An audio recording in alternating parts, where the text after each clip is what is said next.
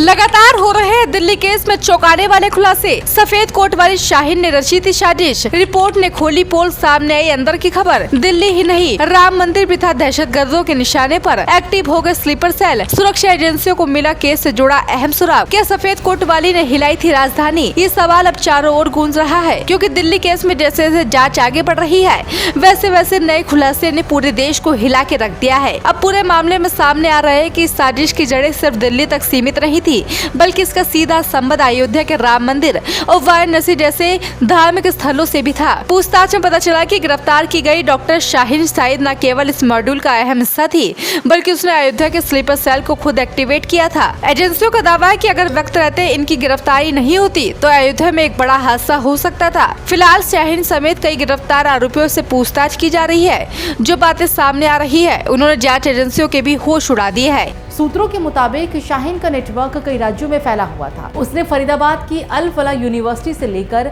लखनऊ और कानपुर तक के कई युवाओं को अपने संपर्क में लिया था। जानकारी में ये भी सामने आई है कि अयोध्या और वाराणसी में सक्रिय स्लीपर सेल्स को शाहीन ने मेडिकल रिसर्च के बहाने जोड़ रखा था। जांच में पाया गया कि शाहीन ने न केवल नेटवर्क तैयार किया, बल्कि विस्फोटक सामग्री को सुरक्षित ठिकानों तक पहुंचाने में एक बड़ी भूमिका निभाई। बताया जा रहा है कि राम मंदिर परिसर और वाराणसी के धार्मिक इलाकों को टारगेट करने की प्लानिंग पहले से चल रही थी, लेकिन दिल्ली में जो ब्लास्ट हुआ वो एक गलती या जल्दबाजी का ही नतीजा था।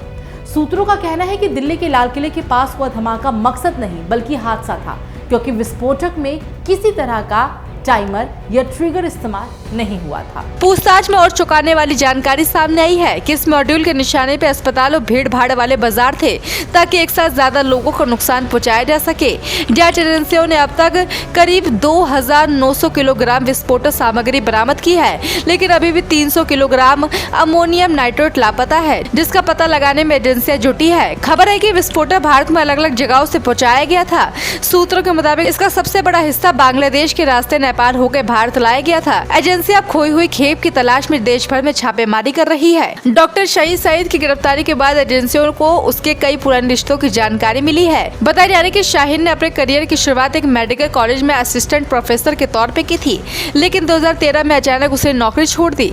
इसके बाद उसकी मुलाकात कई संदिग्ध लोगों से हुई, जिन्होंने उसे इस रास्ते पे डाल दिया। उसके पूर्व पति डॉक्टर हायत जाफर ने भी इस बात की पुष्टि की है कि तलाक के बाद शाहीन पूरी तरह से परिवार से कट गई थी। जाफर का कहना है कि विदेश चली गई थी और फिर कभी वापस नहीं आई। मैंने कभी नहीं सोचा था कि वो इस राह को चुनेगी। उन्होंने बताया कि शाहीन का स्वभाव शुरू से ही गंभीर था, लेकिन उसने कभी किसी तरह की असामान्य हरकत नहीं दिखाई थी। सूत्रों के मुताबिक शाहीन सिर्फ एक साधारण डॉक्टर नहीं थी, बल्कि उसने सिस्टम के अंदर से सिस्टम को तोड़ने की कोशिश की थी। वो फरीदाबाद के बिल्डिंग नंबर 17 रूम नंबर 13 से ऑपरेट करती थी, जहां से लैपटॉप, हार्ड डिस्क और कई डिजिटल सबूत भी बरामद किए गए हैं। एजेंसियों को शक है कि इस कमरे में कई ऑनलाइन मीटिंग्स के जरिए विदेशी मॉड्यूल से संपर्क साधा जाता था। शाहीन ने रिसर्च प्रोजेक्ट के नाम पर डेटा ट्रांसफर के जरिए जानकारी बाहर भेजी थी, और यही वजह है कि अब NIA और ATS दोनों मिलकर ये पता लगाने में जुटी है कि शाहीन का लिंक किसी विदेशी संगठन से था या फिर कोई स्थानीय नेटवर्क था। फिलहाल सुरक्षा एजेंसियों ने अयोध्या, वाराणसी और लखनऊ में चौकसी बढ़ा दी है। राम मंदिर परिसर के चारों ओर कड़ी निगरानी रखी जा रही है। ATS वहां की डिजिटल कम्युनिकेशन की मॉनिटरिंग कर रही है। विशेषज्ञों का कहना है कि ये केस कई बड़ी परतें खोल रहा है। शाहीन शहीद के सफेद कोट के पीछे जो काला सच छिपा था, अब वो धीरे धीरे बाहर आ रहा है। आने वाले दिनों में जैसे जैसे जांच आगे बढ़ेगी, वैसे वैसे इस केस की और भी चौंकाने वाले खुलासे सामने आने की संभावना है।